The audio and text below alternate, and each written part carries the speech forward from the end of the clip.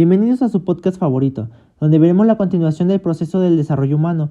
Esta vez, en nuestro capítulo número 3, hablaremos acerca de la gastrulación, neurulación y malformaciones del tubo neural. Sin nada más por comentar, empezamos. La gastrulación va a ser un proceso a través del cual 1. Se van a formar en el embrión las 3 capas germinativas, que son las estructuras precursoras de todos los tejidos embrionarios, y 2. Se establece la orientación axial. En el proceso de gastrulación, el disco embrionario bilaminar se va a convertir en un disco embrionario trilaminar. La gastrulación dará origen a un proceso denominado morfogénesis, que va a consistir en el desarrollo de la configuración o forma del cuerpo. A lo largo de este proceso se le puede denominar al embrión como gástrula. Las tres capas germinativas serán las siguientes. 1.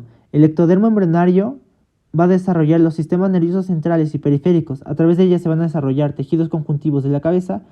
2. El endodermo embrionario, que es el origen de los revestimientos epiteliales de los tractos respiratorios y alimenticios, incluyendo glándulas al interior del tracto intestinal.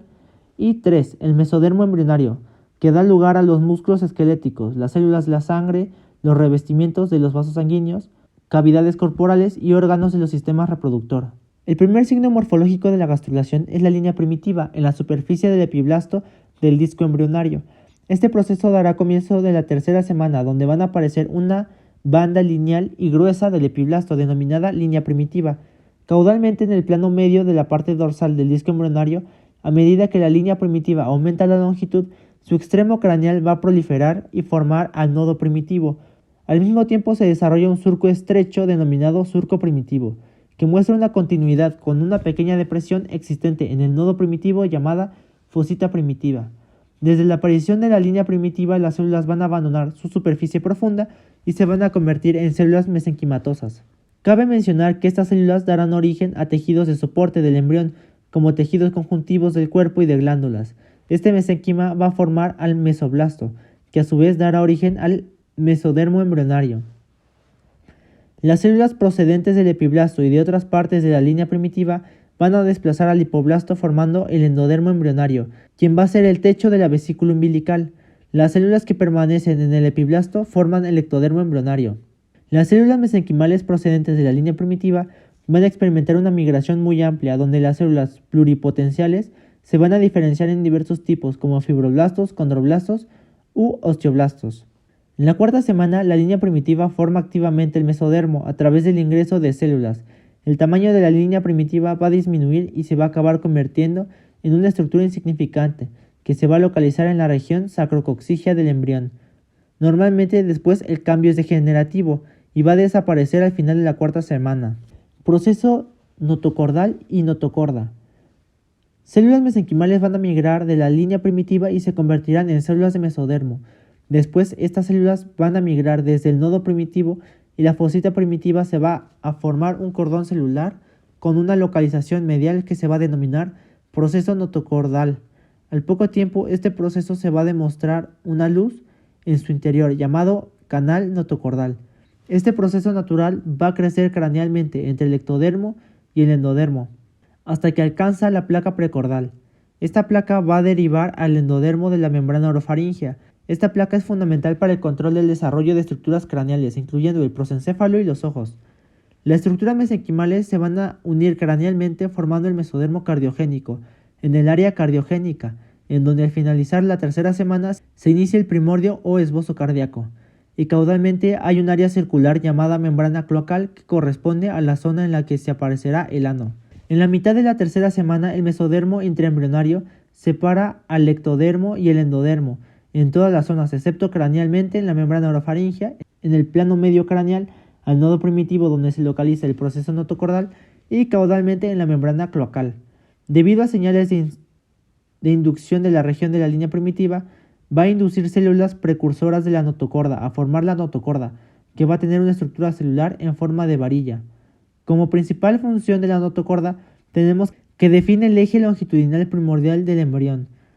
Le otorga una cierta rigidez y genera señales necesarias para el desarrollo de estructuras musculoesqueléticas y sistemas nervioso central, y va a contribuir a la formación de los discos intervertebrales. La notocorda va a actuar como un inductor principal, como centro señalizador en el embrión inicial.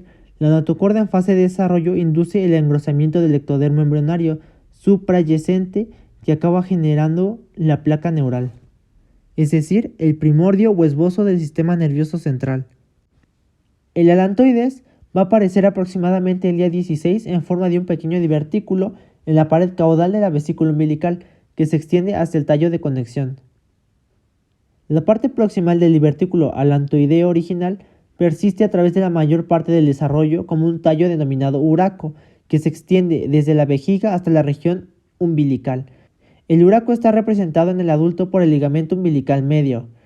Los vasos sanguíneos del tallo alantoideo se convierten en las arterias umbilicales. Neurulación. Formación del tubo neural.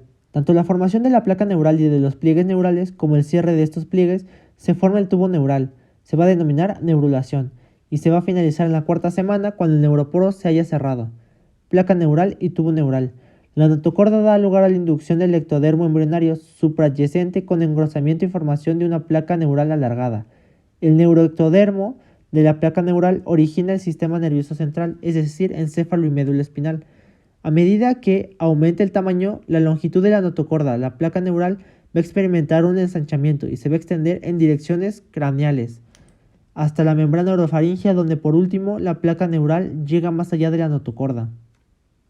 El día 18 la placa neural va a mostrar una invaginación, formando un surco neural longitudinal medial, que representa en cada lado pliegues neurales. Estos pliegues son especialmente prominentes en el extremo craneal del embrión y representan los primeros signos del desarrollo del encéfalo.